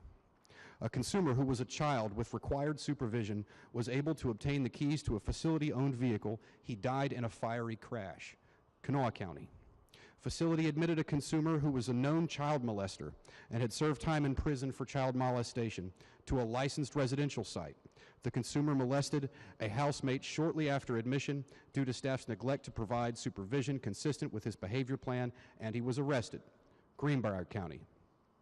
A nonverbal consumer was swaddled tightly in blankets with pillows and a heavy beanbag lying on and against her to restrict movement as the consumer tried desperately to free herself. Cabell County. One consumer had her shirt sleeves tied in a knot so that she could not use her hands. She was restrained 24 hours per day, except in the shower. Surveyors watched this consumer attempt to eat dinner in this de facto mechanical restraint. Kanawha County. The provider was renovating a consumer's bathroom. Supplies, including an open bag of cement tools, including a working drill and a saw, and other dangerous equipment was piled in the hallway right outside of the bedroom of multiple consumers and blocking the emergency exit. Construction was done for the week. However, supplies were left unattended and within reach of the consumers. Wood County. A consumer was restrained on many occasions with heavy blankets piled on top of him, even covering his head. Multiple staff sat on him, even sleeping on top of him, for long periods of time while playing on their phones. Kanawha County. A consumer was physically assaulted by staff. Staff was upset because the consumer was having a behavior on another staff, which happened to be the staff's wife. Greenbrier County. Consumer overdose. I'd appreciate it if everyone was quiet and listened. Consumer overdosed on staff's medication, Subutex, and died. Hospital records confirmed the overdose. Mineral County. Consumer sustained a third-degree burn and did not receive medical attention for upwards of 6 hours. Greenbrier County. Another consumer suffered burns and was treated with mustard by direct care staff because they were unable to locate the first aid kit with burn cream. Consumer was not assessed by the registered nurse. Mercer County.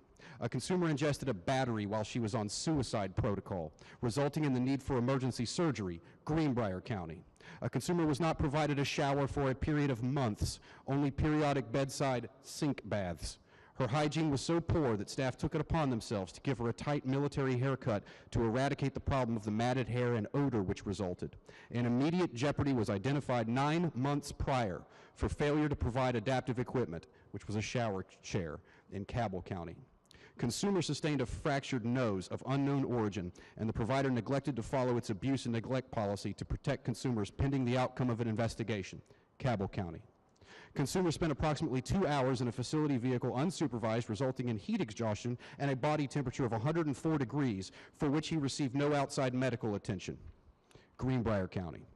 A facility neglected to provide consumer with medical evaluation and follow-up for 4 days after he suffered physical abuse by his direct care staff. Staff pulled the consumer's hair to pull his head back until his neck was extended, then poured his whole cup of honey-thickened liquids into his mouth quickly and did not give the consumer a chance to swallow. Ohio County. Agencies are failing to train staff, often having staff just sign a sheet claiming they were trained. One instance of a facility training staff on a consumer's programs and safety protocols after the consumer had died. Cabell County. Video surveillance footage revealed an unsupervised consumer brandishing large kitchen knives while walking and balancing himself on kitchen counters. Staff and management had been in the practice of hiding kitchen cutlery rather than locking it up as required by program protocol. Marion County. Consumer was administered by staff and overdosed on a different consumer's prescription medication for seizures. Mercer County. 3 staff withheld CPR from a consumer when required. The consumer died. Ohio County. Staff and management repeatedly sleeping on duty at a time when they were assigned consumer care responsibilities, and management repeatedly not acting when aware that staff were sleeping on duty. Cabell County. Multiple decubitus, maybe? Multiple decubitus ulcers not being reported and no internal investigations. Severity levels ranging up to stage 4, statewide. A staff withheld water from a consumer for several hours because he didn't want the consumer to urinate in her pants. Cabell County. Consumer overdosed on digoxin. No assessment of the consumer or lab work completed after discovery of medication error or to rule out digoxin toxicity and erythromyas. I don't know how to say that. Mercer County.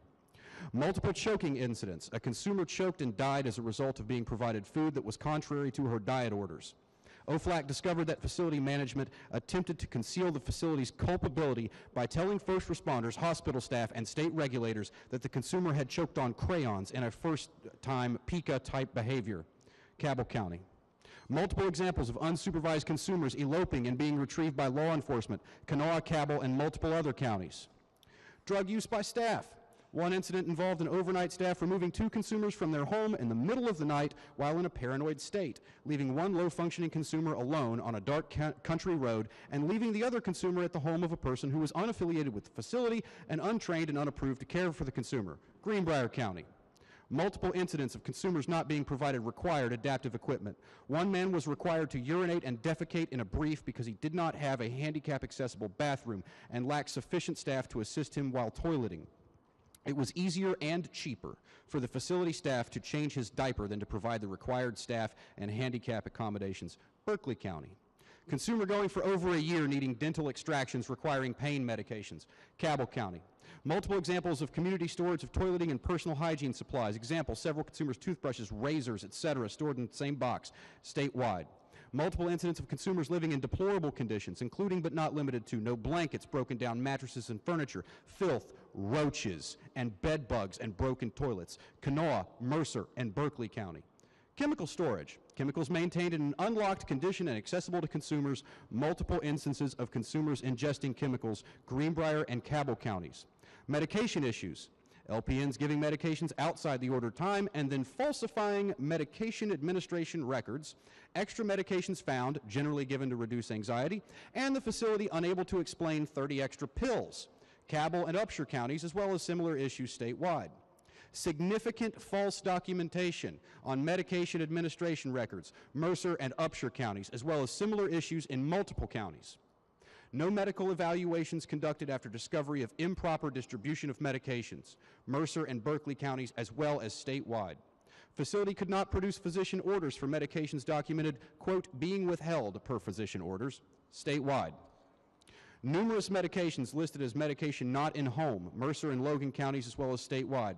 No medication variance reports completed, Upshur and Wood counties as well as statewide. No accountability for narcotics, Upshur and Wood county. No record of missed medications, Kanawha, Upshur, and Berkeley counties with similar issues statewide.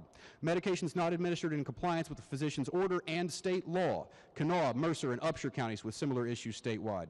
Drugs not stored under proper conditions of security, Wood and Berkeley counties. Failure to secure medications, an example, medication combinations the same as other locks in the home and already preset with the combination so anyone could access, Wood County.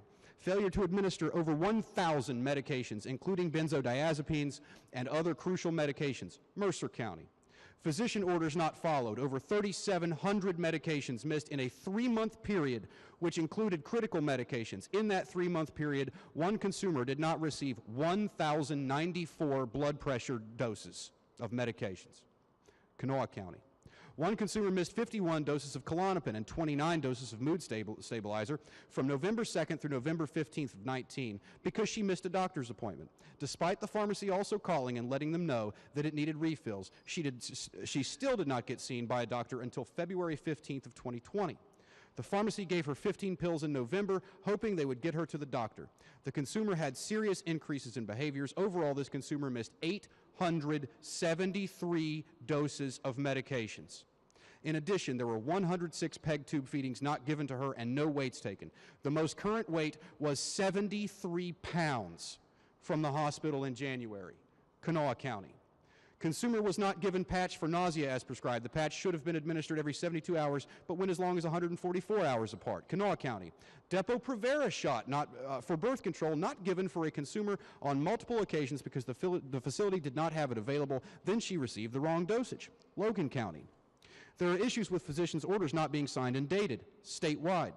Pharmacy review indicated problems and still no follow-up from the facility. Kanawha County. Blood pressures and pulses not taken prior to the administrative of antihypertensive medications. Kanawha County and similar issues statewide. Elopement issues. Elopement protocols not implemented for the stated reason that the consumer was, and I quote, too fat to elope, close quote, Wood County. Elopement consumers found by the police, this has occurred in several areas, Cabell, Greenbrier, and Kanawha counties. Multiple IJs for failing to follow consumer elopement protocols and for having monitoring systems that were absent or inadequate. Door alarms were not in working condition or not being activated, statewide. Abuse, neglect, and investigation issues. Multiple instances of failure to follow their own abuse and neglect policies designed to protect consumers from alleged perpetrators during the course of abuse and neglect investigations, including failure to remove perpetrators to protect consumers during investigations, statewide. Multiple occurrences of abuse and neglect not reported to OFLAC, statewide. Multiple occurrences of the provider failing to conduct required internal investigations for allegations of abuse and neglect, statewide. Incident tracking system did not accurately reflect critical incidents that occurred and were not being used to enhance care and service. Many critical incidents went undocumented, statewide. Provider lacked documented evidence of consumer care and supervision, i.e. sleep charts, progress note documentation, consumer caseload assignments. This is a normal occurrence statewide. Provider could not produce documented evidence of completed investigations upon request of OFLAC surveyors, Cabell and Kanawha counties, and statewide. Consumer did not have abnormal involuntary movements completed per policy for consumers on medications for behaviors. Kanawha County with similar issues statewide. Even after IJs were identified, the facility failed to effectively complete their immediate plan of correction. They pulled old training rather than providing additional training and instruction. Kanawha County. Reporting of critical incidents to OFLAC not completed, statewide. Mr. Speaker, I won't beleaguer the point, but I would ask unanimous consent. Is there something funny? The House will be in order. Gentlemen may proceed. Thank you, Mr. Speaker. You should be ashamed of yourselves. I ask unanimous consent that this report, as I've read, and that which I've not completed reading, be entered in the appendix of the journal. And I urge passage.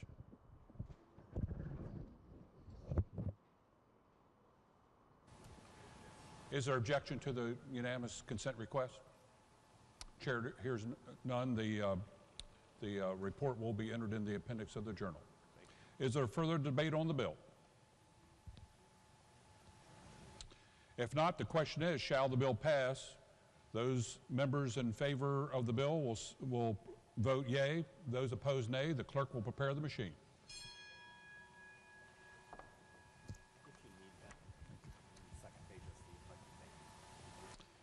Has every member voted? If so, the clerk will close the machine and ascertain the result. There being 91 yeas, 0 nays, 9 members not voting, I declare the bill passed.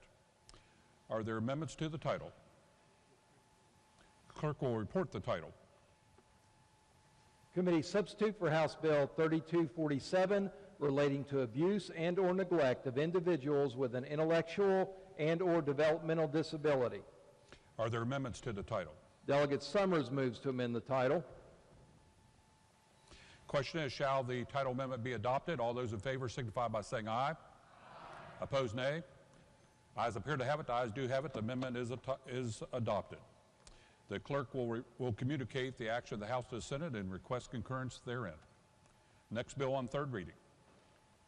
Committee substitute for House Bill 3265 removes statutory mandates that the sheriff of a county shall serve process or is responsible for cost of service or arrest by another law enforcement agency. Gentleman from the 55th, Delegate Capito, asks unanimous consent to explain the bill in lieu of it having been read. Is there objection? Chair hears none. Gentleman from the 55th, Delegate Capito. Thank you very much, Mr. Speaker. A very simple bill here and a clarification bill that allows a sheriff to charge another sheriff's department or other law enforcement agency for service of process. Current law does not clearly state this, and that's the effect of the bill. I urge passage. Question is, shall the bill pass? Is there discussion? If not, all those in favor signify by voting yea. Those opposed, nay. The clerk will prepare the machine.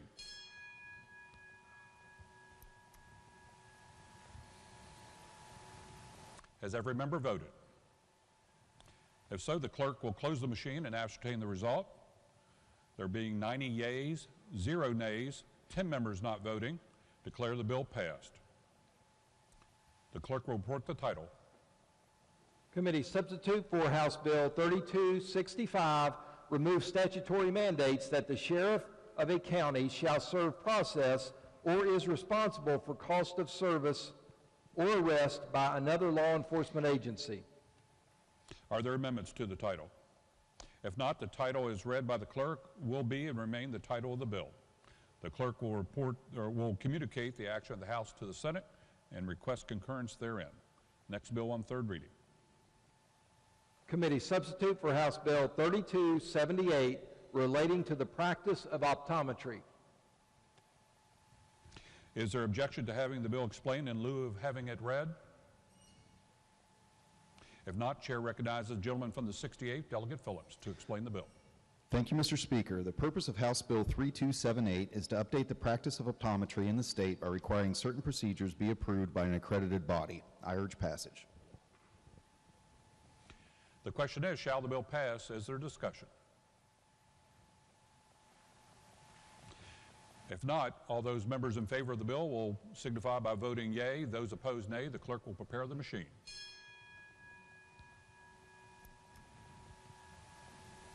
Has every member voted?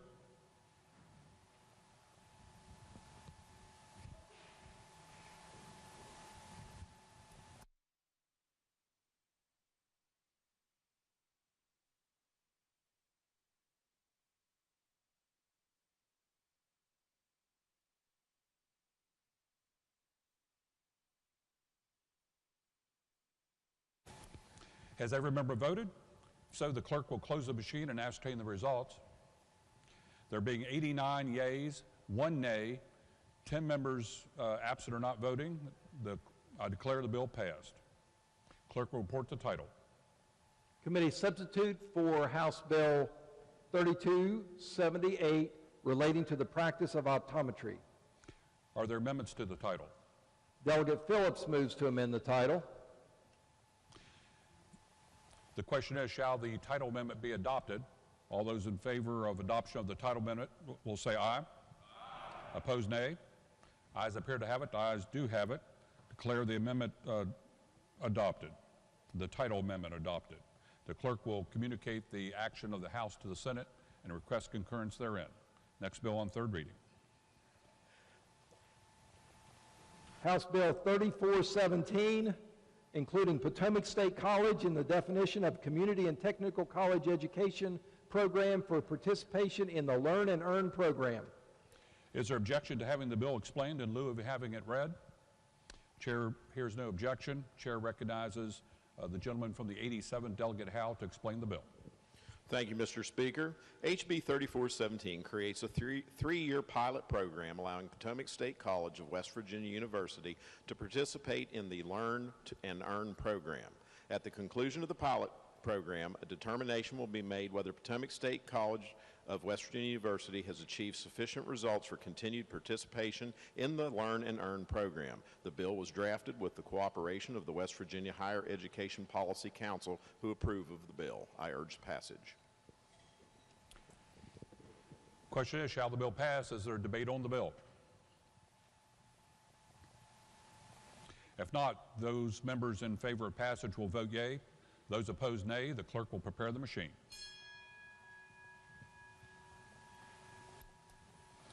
Has every member voted? If so, the clerk will close the machine and ascertain the result. There being 91 yeas, 0 nays, 9 members absent and not voting, I declare the bill passed. Clerk will report the title. House Bill 3417, including Potomac State College in the definition of community and technical college education program for participation in the Learn and Earn program. Are there amendments to the title? If not, the clerk will please communicate the action of the House to the Senate and request concurrence therein. Next bill on third reading. House Bill 3448, relating generally to probation officer field training. Is there objection to having the bill explained in lieu of having it read?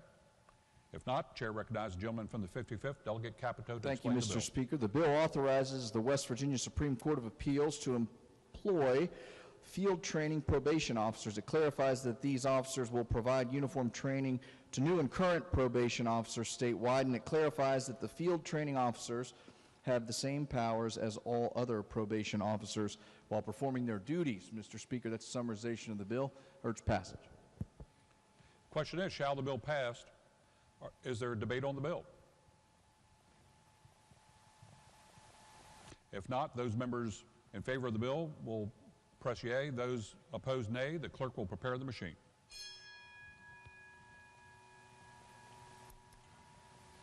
Has every member voted?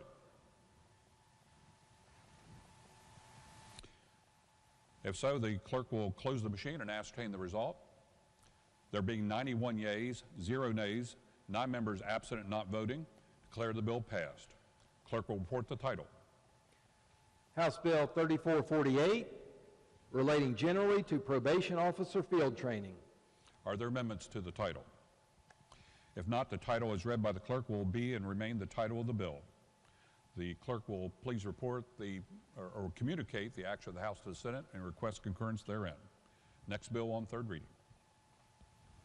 House Bill 3499 to permit joint tenancy with rights of survivorship when transfer on death deeds specify a joint tenancy with right of survivorship. Is there objection to having the bill explained in lieu of having it read? If not, the chair recognizes.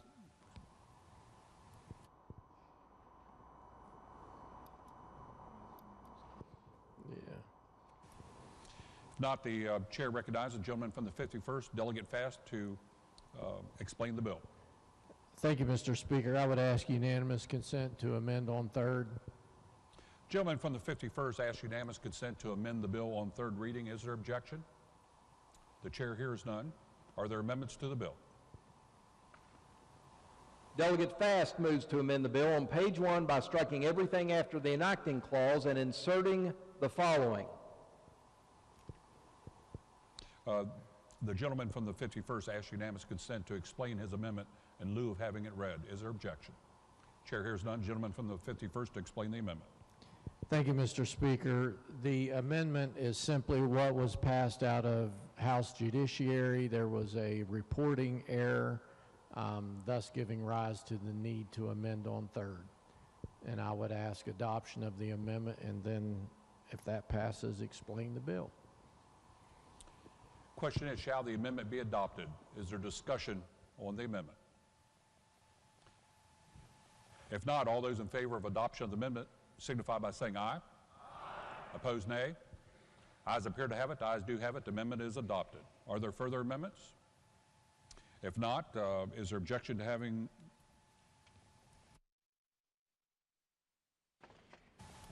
The clerk will please read the bill a third time. House Bill 3499 to permit joint tenancy with rights of survivorship when transfer on death deeds specify a joint tenancy with right of survivorship. Gentleman from the 51st Delegate Fast to explain the bill. Thank you, Mr. Speaker. This bill involves a transfer upon death deed, which in essence is where a person signs a deed now, but the actual transfer of ownership does not take place until the person dies, which could be immediately thereafter or years thereafter. And a transfer upon death deed may be revoked by the transferor prior to the transferor's death, as long as the transferor is competent. Under existing code, these deeds do not allow the beneficiaries, those receiving the property, to receive the property as joint tenants with right of survivorship. The purpose of this bill is to authorize beneficiaries of a transfer upon death deed, if there are two or more, to receive the property as joint tenants with right of survivorship and not just as tenants in common. That is a summary, Mr. Speaker. I would urge adoption. Be happy to answer any questions. The question is, shall the bill pass? Is there discussion?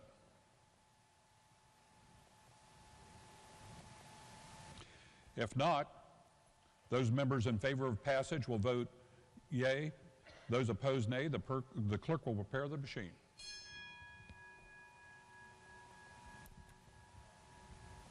Has every member voted? If so, the clerk will close the machine and ascertain the result. On this question, the yeas are 93, the nays are 0. 7 members absent and not voting. A majority having voted in the affirmative, I declare the bill passed. Clerk will report the title. House Bill 3499 to permit joint tenancy with rights of survivorship when transfer on death deeds specify a joint tenancy with right of survivorship. Are there amendments to the title? If not, the title as read by the clerk will be and remain the title of the bill. The clerk will please communicate the action of the House to the Senate and request concurrence therein. Next bill on third reading. House Bill 3555 relating to student purchase and refunds of course material. Is there objection to having the bill explained in lieu of having it read? If not, the chair recognizes the gentleman from the 43rd, Delegate Tony, to explain the bill. Thank you, Mr. Speaker. House Bill 3555. This bill prohibits higher education institutions from assessing a new or increased charge for required course material to a student unless the institution has a policy which allows the student to opt out of the way which the institution permits the students to obtain the required course material and receive a refund for course material already purchased. It also permits institutions to work with booksellers,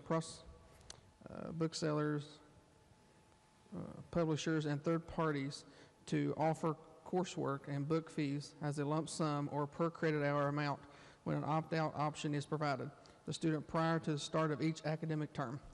That is the bill, Mr. Speaker, and I urge passage. The question is, shall the bill pass? Is there discussion on the bill? If not, those members in favor will vote yea. Those opposed, nay. The clerk will prepare the machine.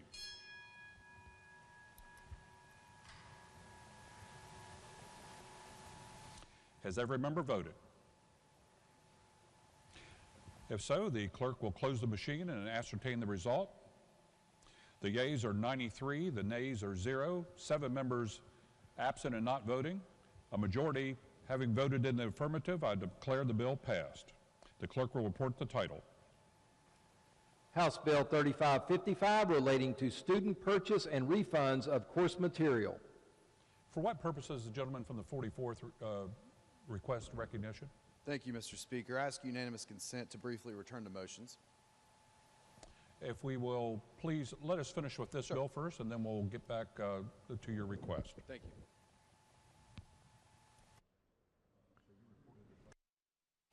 Are there amendments to the title? If not, the title as read by the clerk will be and remain the title of the bill. The clerk will please communicate the actions of the House to the Senate and request concurrence therein. Are there further bills on third reading?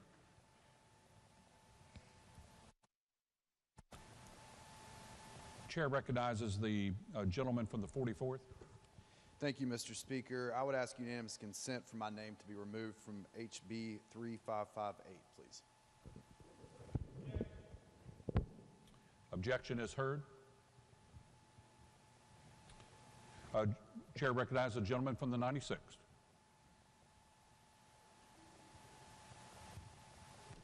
Mr. Speaker, I move. Okay, the gentleman from the 96 moves that the gentleman from the 44th's name be removed from the bill that he referenced. All those in, what is the bill number? The gentleman from the 44th, could you please say the bill number again? Yes, sir, Mr. Speaker. It's 3558. 3558. Yes, sir. Okay. So we have a motion by the gentleman from the 96 moving that the gentleman from the 44th's name be removed from that bill.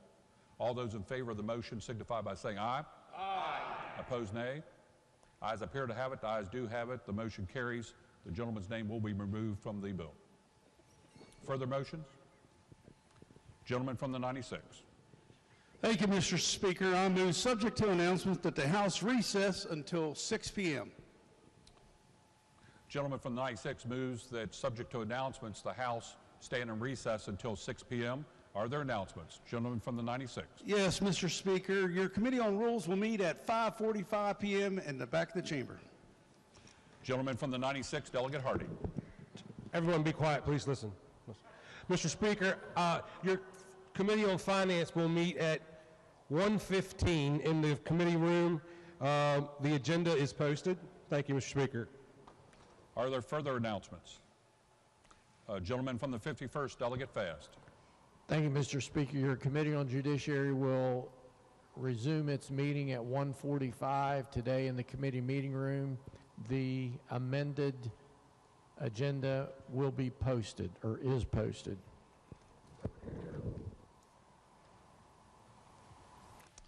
The gentleman from the 68, Delegate Phillips. Thank you, Mr. Speaker. Your Committee on Government Organization will meet tomorrow following the floor session in the committee room 215. Republicans will caucus in the chair's office immediately before. Thank you. The agenda will be posted. Chair recognizes the gentleman from the 10th, Delegate Anderson. Thank you, Mr. Speaker. A reminder, your Committee on Energy and Manufacturing will host a public hearing on Monday, February 27th at 9 a.m. in the House chamber regarding House Bill 3446. Those desiring to speak can sign up beginning at 8:30 a.m. Thank you. Are there further announcements? Chair recognizes the gentleman from the 99th, Delegate Clark. Thank you, Mr. Speaker. Just a reminder that the motorsports luncheon is going on across the way over at the Culture Center. Gentleman from the 74th, Delegate DeVault. Thank you, Mr. Speaker. The House will be in order. The House will be in order. Gentleman may proceed. Thank you, Mr. Speaker. In honor of proposed legislation of making the pepperoni bun the official food of West Virginia, we will have the pride of Marion County, fresh baked this morning, pepperoni runs from Country Club Bakery in Fairmont. They will be available to all members in the lounge, members lounge this evening before session. Please stop by and enjoy one. Thank you, Mr. Speaker. Gentleman from the 51st, Delegate Fast. Thank you, Mr. Speaker. One additional announcement for Judiciary. The Judiciary Committee will hold a public hearing today at 4 p.m. in the House chamber on House Bill 3042 from 4 to 5 today.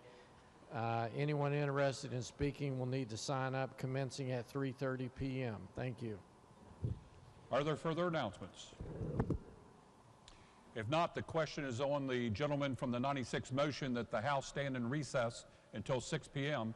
All those in favor of the motion signify by saying aye. Aye. Opposed, nay. Ayes appear to have it. The ayes do have it. The House is recessed until 6 p.m.